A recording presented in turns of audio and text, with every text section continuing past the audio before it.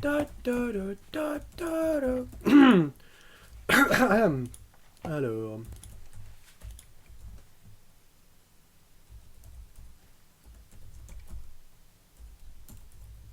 Et on a une pub. Hein?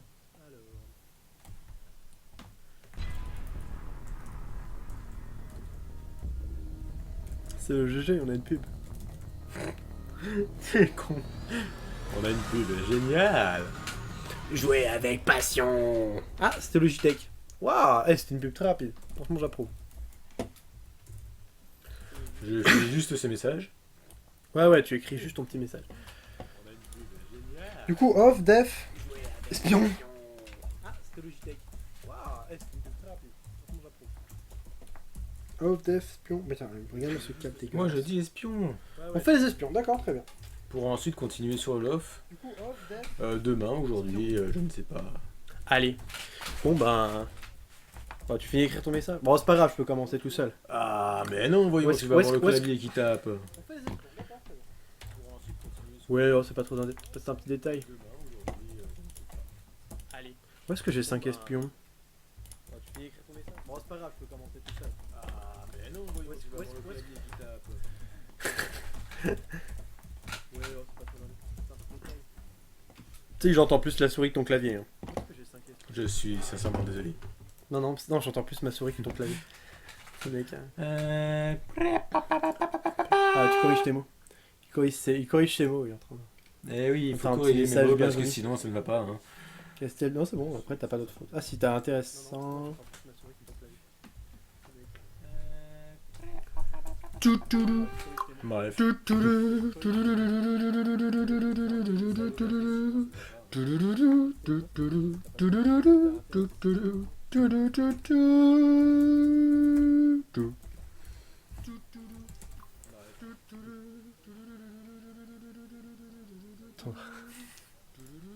Oh, le message. Le message qui vient de poster. Mon Eh dieu. oui, hein, faut bien de temps en temps troller un petit peu les gens. Voilà, donc. Intéressant mais insuffisant. Il y a 6 mois, j'étais sur une Nuke Dragonfels en guerre. Castel del Monte. Ah merde, j'ai fait une faute à Castel. Ouais, ça va, Plein c'est développements Castel sur del la Monte. méthode, j'apprends à jouer aux autres. Et aujourd'hui, je suis en guerre ici sur Castel del Monte. Allez. Sans vouloir te mettre le seum, mon gars. Mon C'est gars, un peu wesh, ça, wesh, mais gros. bon, moi j'ai des choses à Gros. faire. Hein, Ah. y a Pablo qui m'attend pour faire un petit tuto sur l'espionnage. Des fois, j'ai peut-être des espions, moi. Moi j'ai des espions, moi c'est sûr. T'as des espions, t'es sûr? Ouais, j'en ai là. Oh mon dieu, oh mon Mais dieu. d'ailleurs, normalement, je devrais demander les infos à Artemis, puisque normalement, techniquement, elle a. D'ailleurs, attends. Eh ben oui. Faire un petit tuto sur l'espionnage. Des fois, Du coup, tu as des rapports hein. je pourrais veiller qu'il perde ses vies sans douleur pour nous. Orion est en train de nobler un de ses vies aussi. Mais pourquoi Orion noble des vies alors qu'il va se faire recycler? Non, mais c'est pour. Ça quoi? Je sais pas. Bah voilà. Ça sert à quoi? Il va se faire recycler. Depuis... Pourquoi il noble des vivi? Il veut. Non, mais je sais pas, c'est pour. C'est peut-être pour solidifier les provinces. Vu qu'on recycle Kriegan. Ah oui, parce qu'il a des provinces Orionland, c'est vrai, oui. Oui, d'ailleurs, je sais pas. Moi, personnellement, je serais bien allé là, mais en fait, en réfléchissant, c'est peut-être pas optimisé. Je pourrais peut-être y aller, moi. Non, mais je sais pas, c'est pour. C'est peut-être pour. 30 vies à Orion. Tu Ah oui, serais mais non, non, j'ai déjà fait un truc par rapport au recyclage d'Orion, donc non. Ouais. Non, déjà non, organisé. il faut. D'ailleurs, faudrait que tu l'officialises, mon coco, parce qu'on attend toujours. Hein. Mais je te l'ai envoyé. Oui, tu me l'as envoyé, mais tu peux officialiser. Mais Moi, j'approuve, tu peux hein. le faire. Ah oui, mais non, Ouais, tu veux que j'approuve. parce que de toute façon, en fait, le truc, c'est que je sais. Enfin, je suis un gros noob quand il s'agit de. Comment dire de partager des Google Docs. Bah, si tu veux, Donc, ça peut le ce faire. qu'on peut faire. Voilà. Oh non, regarde, j'ai pas d'église. Hop, j'ai pas d'église. Bah justement. J'ai pas d'église. Ah oui, mais non, mais partout des églises, comme ça c'est mieux. Non, mais là, j'ai une église niveau 3 là. Non mais fais comme si t'en avais partout, c'est beaucoup mieux. Après ils ragent les gens. J'ai pas d'église. J'ai pas d'église. Justement. J'ai pas d'église. Ah oui, mais partout des églises. C'est quoi ces trucs là? Non, mais là, j'ai une église niveau 3 là. Non mais fais comme si t'en avais. J'aime les trébuchets. Officiellement, j'ai 777 trébuchets et j'en crée encore. Officieusement, tu veux dire. Non, officiellement. Pour ceux qui espionnent, officiellement. Tu pourrais recruter encore un espion. Ça fait pas de mal. Ah oui. J'avais pas vu. J'avais pas vu. Oh. On commence? Allez. Allez. Eh bien, bonsoir. Ouais, J'ai envie enfin de dire, pour nous hein, c'est bonsoir, pour nous parce que c'est là, le c'est soir. donc voilà. Donc Pabloman toujours et Roulette toujours Et présent. oui, roulette, toujours ici. Hein, Donc là cette fois-ci on va changer un petit peu au niveau, on va vraiment parler de vrais tutos pour le coup puisque on passe vraiment sur quelque chose de précis avec là donc cette fois-ci tout simplement un tuto sur l'espionnage. Voilà, sur tout ce qui est de l'ordre de l'espionnage. Donc le système est complètement différent de Guerre Tribal pour ceux qui connaissaient Guerre Tribal. En gros il suffisait de créer des unités qui s'appellent les scouts. Enfin, les éclaireurs, mais ils sont surnommés les scouts. En gros, ce sont des cavaliers qui vont très très vite et qui permettent, donc envoyés en grand nombre, de passer les défenses adverses. Sachant que pour éviter de se faire scouter ou espionner, il fallait en gros en mettre beaucoup dans le village qui se faisait attaquer, histoire d'être sûr de pas donner les informations à l'adversaire. Donc là, le système dans Tribal Wars 2 est complètement différent. Puisque nous avons carrément un bâtiment qui est attribué dédié à l'espionnage, hein, tout simplement. Voilà, qui est dédié à l'espionnage. La taverne. Voilà, donc la taverne. Dire. Tu peux arrêter de me couper, s'il te plaît. Mais je fais ce que je veux. Du coup, mais je fais ce que je veux, mais enfin. Et du coup, donc dans la taverne, vous pouvez créer des espions. Alors, sachant que la taverne donc, va du niveau 0 au niveau 15, hein, vous n'êtes pas obligé de la construire. C'est un conseil donc, de la monter le plus haut possible. Parce que ça prend pas énormément de place. Donc quand vous avez accès à une taverne, donc là par exemple j'ai pris un village que j'ai recyclé il y a peu de temps, donc vous avez plusieurs choses à faire. Donc par exemple vous avez à créer des espions, donc il y en a 5, sachant que bon, le premier espion coûte 3 fois rien en termes de ressources, et se débloque dès le level, dès le level 1 en fait, de la taverne, il se débloque. Au level 3, vous pouvez accéder au deuxième espion qui coûte un petit peu plus cher. Au level 5, je crois, il y a accès à l'espion 3. C'est pas le level ou 7, je sais plus. Level Enfin bref, 7, il me semble que toujours c'est est-il le level que 7. pour attendez, moi je sais où est-ce qu'on peut aller. Mais en gros... Bah oui. Oui, je vais aller dans un village qui n'a pas de taverne. Ah bah non, il n'a pas de taverne. Il n'y a pas de taverne du tout. Il n'y a pas de taverne, donc je cherche une taverne. Ah là, je cherche. Non, voilà, donc pour les informations, donc level 12, vous pouvez accéder au dernier espion, 5ème. Ça va être level 9 du coup techniquement pour celui-là. Oui, et level 1, 6, c'est level 5, level 9. Non, c'est level 6. Ça, level 6. Ça, je me rappelle. En fait, tous les 3 levels, en gros, vous pouvez débloquer un nouvel espion. Sachant que donc, les espions coûtent pas très cher, donc celui-là il coûte 500, 500 et 200. Le deuxième coûte donc un peu plus cher. Le troisième, et ça monte en fait, de manière exponentielle. Donc il faut savoir que le dernier coûte vraiment une fortune. Environ 25 000 de chaque. Non, il coûte presque aussi cher qu'un noble, qui est l'unité la plus chère du jeu. Et pas forcément la plus efficace. Donc ensuite, après, donc, vous débloquez différentes contre-mesures. Donc la première, évidemment, c'est le camouflage, donc c'est cette contre-mesure-là. Le principe est simple, en gros, vous prenez un bâtiment, par exemple, bon là, je vais choisir mon église, puisque c'est un village avec une église, et je vais dire que... bien aussi comme non, en fait, officiellement, pour ceux qui m'espionnent, si mes espions font bien leur taf, eh ben, il n'y en a pas. Pour eux, ils considéreront qu'ils verront un rapport où il n'y a pas d'église annoncée. Exactement. Deuxième truc, donc par exemple, je prends les bubus ou les guerriers à la hache, et en fait, je vais dire, bah non, c'est pas des guerriers à la hache, c'est des berserkers.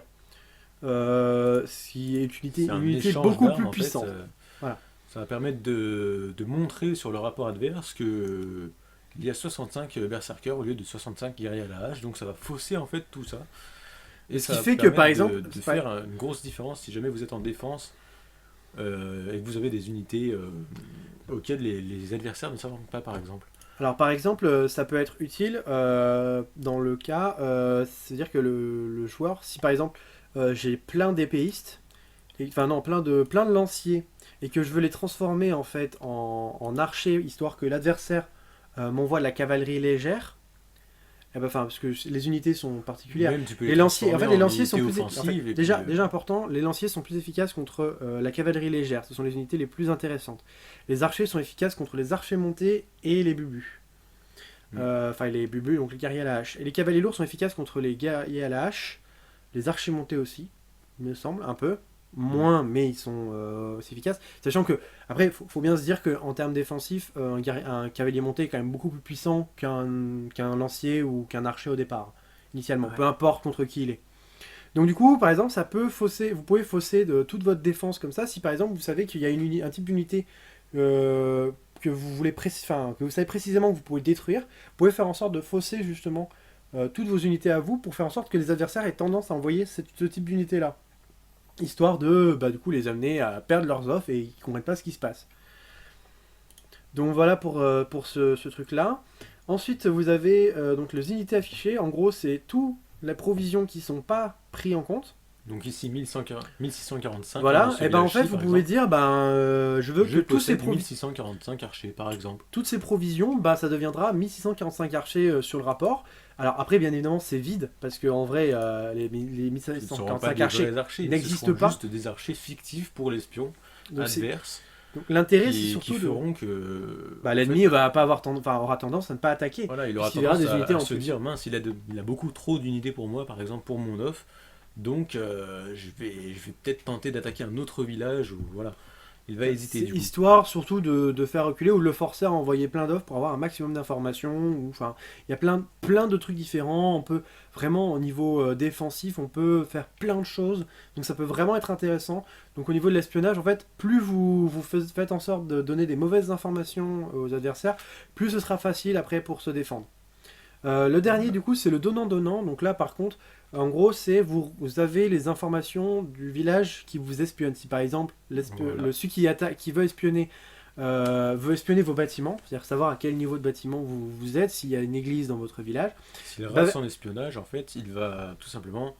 alors, c'est euh, pas raté, c'est s'il réussit son espionnage, mais que votre donnant-donnant est activé, du coup, vous avez. Alors, les autres contre-espionnages ne fonctionnent pas, pour le coup, c'est Oui. important de le dire. Mais vous avez donc vos informations, l'adversaire les reçoit, mais en revanche, vous recevez aussi les informations de son village qui a espionné. Ça peut être intéressant quand il y a du 1 contre 1 qui se joue et que vous cherchez des endroits où il n'y a pas d'unité par exemple, les points de faiblesse en fait de votre adversaire, ça peut être vraiment intéressant. Pour nous aujourd'hui, on a un gros souci, c'est qu'au défend, on a ce genre de donnant-donnant, on a ce genre d'informations qui nous arrivent sur des villages qui sont vides. Le truc, c'est que ce sont des villages qui sont au milieu des ennemis, donc on peut pas aller les chercher. Pour nous, c'est vraiment trop compliqué d'aller les chercher, et on sait très bien que si on y va, il y aura des troupes provenant d'ailleurs. Disons que- Donc pour le donnant-donnant, c'est pratique, mais sur de courtes distances, pour avoir des informations, pour éviter de perdre trop d'espions. Hmm. Parce qu'il faut savoir aussi que les Courte assaillants distance, sont c'est moins mieux. avantagés que les défenseurs. Donc même au niveau des espionnages. Ce qui n'est pas vraiment le cas forcément au niveau du jeu. Donc ensuite, on va passer un petit peu plus sur l'aspect. Il y a le fait aussi que quand on a la taverne level 15, on a Une résistance beaucoup plus élevée. Une C'est vrai défense que au ça, niveau je l'ai pas d'espionnage qui est avancé. plus élevée, oui. Du coup, je peux remettre. En fait, le raccourci, c'est la touche T. Donc ça, c'est annoncé sur le jeu. Vous pouvez avoir des différents raccourcis. Pour la caserne, c'est C. Pour le marché, c'est M. Et Juste donc, pour c'est ceci, l'hôtel. la garde personnelle, hein, n'est-ce pas? Voilà. Alors là, par exemple, si je voulais l'activer, ça me coûterait des pièces. Mais je vais attendre plutôt de le monter niveau 15. Comme ça, ce sera réglé plus facilement. Voilà. Là actuellement donc, j'ai un message mais je pense que c'est en lien avec la bêtise que tu as sortie juste avant et qui correspond Mais voyons, aussi ce n'est pas une bêtise. enfin c'est pas une bêtise mais par rapport à la vidéo de critique qu'on a fait sur Tribal Wars 2 au tout début où on a fait une référence mais voilà mais bref. Maintenant on va passer un petit peu plus sur l'aspect espionnage offensif. Donc là pour le coup Il moi, te faudrait peut-être un village. Ah, là, il me avec faut un cinq, village avec 5 des- espions, ce serait mieux. Alors, oui, 5 espions. Donc, nous, en fait, on va vous donner un petit peu le conseil de comment on espionne de manière efficace. Donc, j'avais un village vers ce secteur-là, je ne me rappelle plus. On va aller par là. C'était celui-là. Et donc, en gros, nous, ce qu'on fait pour espionner un village, donc là, par exemple, je vais aller espionner Kryogan. Il se plaindra pas. Enfin, ou alors, s'il se plaint, ce sera auprès d'autres joueurs. Parce que pour moi il s'est pas plaint près de moi parce que je vais piquer quelques villages. Donc en gros nous ce qu'on fait c'est 2 espions pour les bâtiments et on envoie juste derrière 3 espions qui vont pour les unités. Donc en clair en fait ce qui va se passer c'est que les contre-mesures vont avoir lieu pour les bâtiments. Donc en gros les bâtiments on a très peu de chances d'avoir les vraies informations, si ce n'est même d'avoir les informations. Mais pour les unités par contre on sera informé, on saura ce qu'il y aura à peu près. Enfin, soit on tombera sur des informations erronées, donc auquel cas on fera un peu de tri dans les informations, soit on va tomber sur un rapport vert, et donc auquel cas on saura parfaitement quelles sont les troupes qu'on aura à affronter si on attaque le village. Après, bien évidemment, ça peut évoluer, hein. Il peut toujours envoyer des troupes provenant des villages juste à côté dessus. Et là, auquel cas, il faut espérer que nos offres soient suffisamment efficaces pour passer la défense. Après, une autre technique aussi pour l'espionnage offensif, tout simplement envoyer plusieurs groupes d'espions Provenant de plusieurs villages différents. Provenant de plusieurs villages différents, Ce qui exactement. permet d'avoir en effet Ce qui plus permet d'avoir d'informations. déjà plus d'informations, mais aussi plus de précision dans les informations. Donc de ne garder que les rapports verts et être sûr d'avoir des rapports verts surtout. C'était par rapport à une opération offensive, donc c'est confidentiel. Qui aura lieu prochainement. Ensuite, du coup, donc pour l'espionnage, on a fait un petit peu le tour. Alors on va faire un petit peu l'étude aussi des rapports, parce que du coup, donc il y a plein de types de rapports différents qui peuvent tomber. Donc là, par exemple, j'ai été espionné à plusieurs reprises. Donc par exemple, un exemple de donnant-donnant.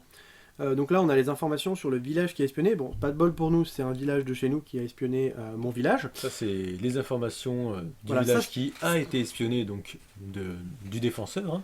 Et ceci, ce sont les informations du village de l'attaquant. Donc on voit très clairement combien d'unités il a dans son village. Alors il faut savoir que ce joueur-là est protégé. Enfin, il y a d'autres joueurs qui sont sur son compte, plus lui. Donc du coup, il n'y a pas... Non, je ne suis pas. C'est Artemus, notre ex-diplomate, qui a pris ce poste-là. Après, vous avez aussi donc comme autre information le nombre d'espions que vous aviez en défense. Donc là, pour le coup, j'avais les 5 espions et j'en ai perdu un. Voilà. Et là, vous pouvez aussi des fois avoir l'information sur le nombre d'espions que l'attaquant a perdu aussi. Aussi, parfois, oui. Ou que le défenseur a perdu. Mais si vous êtes dans le rapport de donnant, il me semble. Non, c'est pas en tout cas dans ce genre de rapport qu'on a. Là, par exemple, bon, j'ai aucun espion qui est mort sur le coup, mais pareil, donnant au niveau des informations. Presque une victoire totale, j'ai envie de dire. Là, pareil, par contre, j'ai perdu 2 espions pour rien. Contre, là, ouais, c'est de l'espionnage. Donc voilà, donc ça c'est un classique. D'ailleurs, je pense que mon village n'a pas toutes ces unités-là. Hein. Je pense que les 17 000 lanciers n'existent pas. On va vérifier. Oui, ils n'existent pas. Ils n'existent pas, effectivement. Donc, une belle contre-mesure. Donc là, par exemple, la contre-mesure, c'est que les lanciers, je les ai pas parce que je les ai jamais eus. J'ai bien effet les 299 lourds qui proviennent d'un autre village, que je vais d'ailleurs renvoyer de ce pas, parce qu'ils n'ont rien à faire ici. Parce qu'elles n'ont strictement plus rien à faire. Plus les unités qui, à ce moment-là, étaient présentes dans le village, mais du coup, les 17 000 lanciers ne sont pas présents. Et par conséquent, si un ennemi voulait m'affronter, il n'aurait pas du tout envoyé de cavalerie légère dessus, puisqu'il sait qu'il aurait fait énormément de pertes. En gros, il aurait envoyé principalement des guerriers à la hache ou des archers montés, qui eux font beaucoup plus de dégâts. Et ça, on vous expliquera au niveau de l'aspect défensif et offensif. Puisqu'on fera une petite vidéo après à côté. Donc là, par exemple, c'est un rapport complètement erroné qu'a eu Orion pour le coup. Puisque, en gros, j'ai une contre-mesure qui a fonctionné, et cette contre-mesure, c'est les mannequins. Donc, souvent des mannequins. Ensuite, donc après, est-ce que j'ai d'autres rapports de d'autres... C'est facile pour un joueur qui s'y connaît, de savoir en fait quand il y a des contre-mesures. Parce que quand on voit 19, voilà. 19 000, bon, là, faut pas abuser. Épéistes, voire 20 000 même, presque, épéistes. Sachant que je n'ai pas une seule unité dans le village. Voilà. C'est bien de se le dire, je n'ai pas une seule unité dans le village. Alors, comment ça se fait que j'ai même pas... Il suffit en fait de regarder la date de prise du village ou des trucs comme ça. Si on peut voir la date de prise du village ou si on sait quand le village a été pris, par exemple... Pareil, si en fait, il y a d'autres choses qui sont simples. Même s'il y a 17 000 unités d'un coup et que de l'autre côté, on a aussi des trucs du genre... 17 000 lanciers par exemple, plus une full off complète, on peut très bien savoir que les lanciers n'existent pas du tout. Non, surtout que là, en fait, dans ce cas-là, c'est clair et net qu'en fait, les 19 000 lanciers ne peuvent pas exister. Premièrement, parce que déjà, c'est l'unité la plus mauvaise défensivement du jeu, on en reparlera, parce que elle est efficace que contre un seul type d'unité, donc en gros, c'est rien. Oui, les guerriers à la hache. Et non, si, elle est efficace contre les guerriers à la hache, mais c'est tout. Et le truc, c'est que, surtout, posséder une seule unité sur un village, c'est extrêmement dangereux.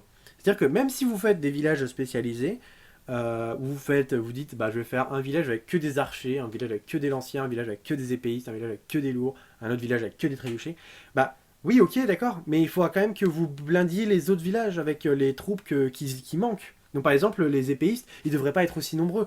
En fait, vous auriez déjà créé une partie de vos épéistes serait déjà partie sur les autres villages qui font que des lanciers, que des archers, que des lourds, que des trébuchets.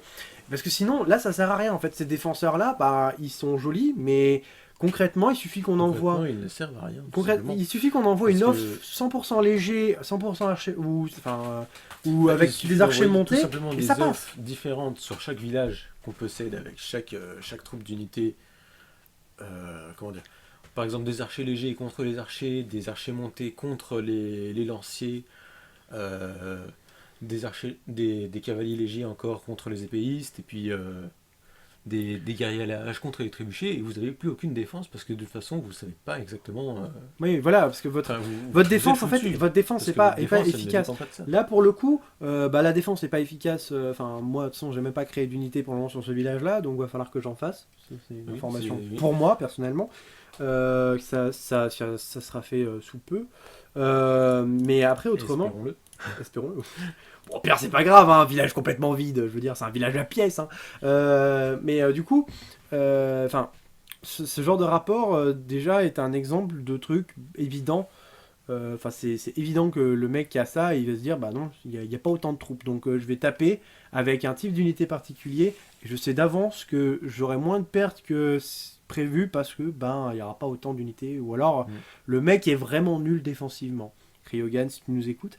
Non, parce que Kryogan avait réellement ce genre de type d'unité. Oui. Hein. Il avait des villages avec 13 000 épéistes. Donc, en gros, je suis arrivé et je les ai one-shot, les 13 000 épéistes. Hein. Une seule offre. Cavalier léger, c'est ok. Bon, j'ai perdu presque mes offres au passage, mais en Oui, mais une, bon, en une seule 3 attaque, je les ai vidés. 4000 cavaliers légers pour donc c'est 13 plutôt, 000, c'est pas mal. voilà, c'est C'est un bon ratio. plutôt un bon ratio. Quoi. Donc voilà pour tout ce qui est de l'ordre de l'espionnage. D'ailleurs, j'ai pas fini encore les groupes pour ce dernier village que j'ai pris. Mhm. Et à moins qu'il y ait d'autres choses à ajouter, mais il me semble qu'il n'y a pas grand chose, puisque en gros les rapports, donc trois possibilités. Si votre rapport est vert, comme on l'avait expliqué, c'était au niveau de la Ça présentation, veut dire qu'il est totalement juste. présentation de game tout design, simplement. c'est-à-dire que le rapport est 100% juste, vous avez toutes les informations que vous aviez envie d'avoir. Si il a la goutte de sang, c'est-à-dire qu'il y a une information qui est fausse dedans, donc il faut réfléchir, enfin il faut chercher. Non, Donc, c'est pas. vert, Le goutte vert, de oui, sang, l'icône vert, ouais. et le- sinon, comme ça. Et après, s'il est donc comme si ça, vous ça avez veut la, dire que, si vous avez la tête de mort, c'est que vos espions reviennent bredouille. S'ils reviennent, sinon oui, qu'ils ils ne sont sont morts. pas. Sinon, ils sont Qu'ils ne morts. reviennent pas du tout, même, ça peut arriver. Voilà. Ou alors que vous avez été totalement espionné par l'adversaire sans que aucun rapport ne fonctionne. C'est-à-dire que là, bah, pour ce village-là, en gros, Orion a eu toutes les informations qu'il voulait sans que j'ai une seule contre-mesure. Sans que les espions. Du coup, il a eu n'arrivent à faire l'effectif leur boulot, parfait au niveau des troupes. Voilà. Donc voilà. Après, donc chacun fonctionne de la manière qu'il veut.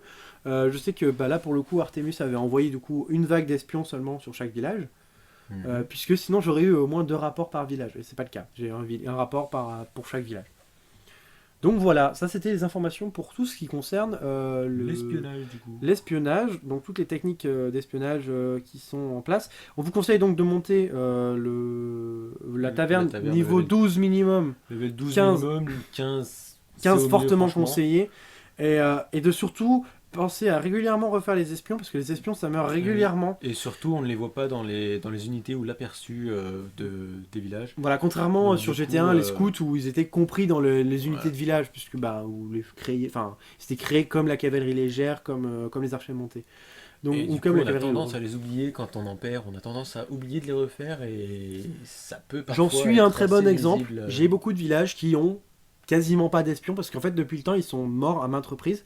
Notamment j'ai des villages qui sont sur le front qui se sont fait espionner en continu, et j'ai pas forcément pensé à refaire les espions sur tous. Voilà. Bah après c'est aussi un choix, c'est-à-dire que par exemple des fois on peut décider de dire bah non je vais pas mettre d'espions sur tel ou tel village parce que je sais que c'est surblindé, donc les adversaires ils vont espionner une fois et puis après ils vont jamais attaquer parce qu'ils vont savoir d'avance que Disons ça que sert à rien. Mais là pour le quand coup, on a 160 000 unités, c'est bon, on n'a pas besoin d'espions. voilà, normalement, ouais, C'est- quand il y a ça 160 000 unités qui sont bien réparties de manière équilibrée, parce que si c'est 160 000 épéistes, bah, c'est de la daube, Ça sert à rien. ça va vite mourir. Sachant que c'est, on en parlera dans le prochain tuto qui sera sur la défense ou sur l'offre. Enfin, dans tous les cas, Sur en l'offre. fait, le Plutôt. jeu est un peu désavantagé pour la défense.